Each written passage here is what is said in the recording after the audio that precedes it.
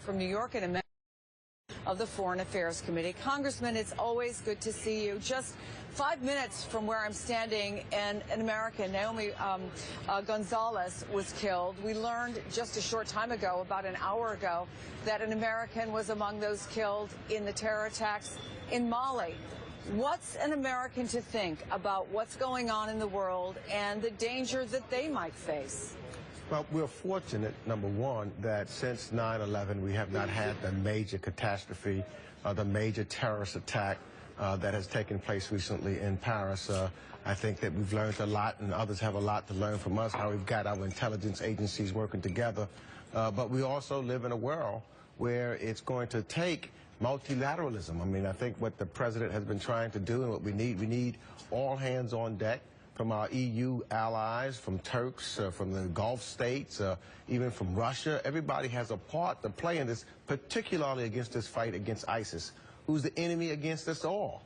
And I think that what we need to do, and I think when the tragic incident took place in Paris, the Secretary of State, Kerry, was in Vienna talking to world leaders, trying to bring folks together so they get focused on what we need to do so that we can make sure we stamp out ISIS. And I think the first thing is we've got to stop the civil war that's taking place in Syria. Well, that is obviously at the top of the priority list for the President of the United States, and there does seem to be at least some conversations going on. We saw it earlier this week between the U.S., President Obama, and President Putin. We know that President Hollande is going to be going to the Oval Office and then going to Moscow to talk to Vladimir Putin. But we've known for a long time, Congressman, that the world needed to come together, that we needed to form a coalition. Why is it going to be different now? Well, you know what? I think that taking place now, because everybody has a different interest. For example, if you're looking at what's taking place in Syria, the Russians have an interest, the Iranians have an interest, the Turks have an interest, and the Turks have problems with the Kurds who are helping here, and trying to put all that together is hard work. I think that's why people saw the president talked about he didn't have time to deal with individuals who were talking about shock and awe, I guess, which we know that does not work because that was tried once, but hard work of sitting down and to negotiate with folks. This is not easy. This is not something that has a formula that's going to be done.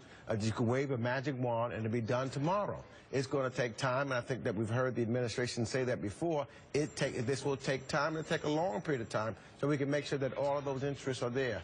And so in the meanwhile, we've got to make sure that we're doing everything that we can, because to protect Americans and for us to share intelligence to help protect our allies as well.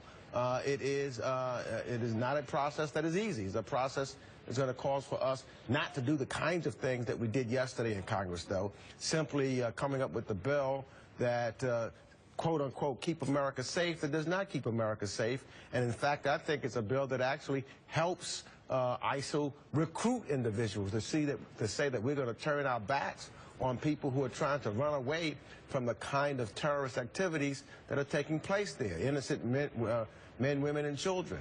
So why do you think so many of your Democratic colleagues, Congressman, voted in favor of it, voted in favor of much tighter restrictions on allowing any refugees in from Syria, from Iraq? It was 47 members, and I don't speak for those 47. I mean, listen, let's look at what the facts are here. The facts are we do have the most stringent and the toughest refugee laws than any place in the world. The matter is, even since 2011, when we've had these rules in place, we have not had a scenario with individuals who are refugees coming in to commit any crimes. The fact of the matter is, if we want to keep Americans safe, and where we do have the greatest danger is terrorists who live here, who are made and who become aggressive right here in the United States of America. And I can't get my colleagues, especially on the Republican side, to even come up with a bill to say those that might be on the FBI list or on the terrorist list, they can still buy a weapon. They can buy an assault weapon right here in the United States. If we want to make sure that we keep Americans safe, then we should make sure that they don't have access to those kind of assault weapons that they still have access to today. It's, to me, amazing how you can say keep America safe when, you know, number one, I believe we shouldn't have assault weapons for anybody. But even individuals who are on the terrorist list right now, who are on a warning list that's on the FBI's list, we cannot get them to say that they should not be able to access an assault weapon.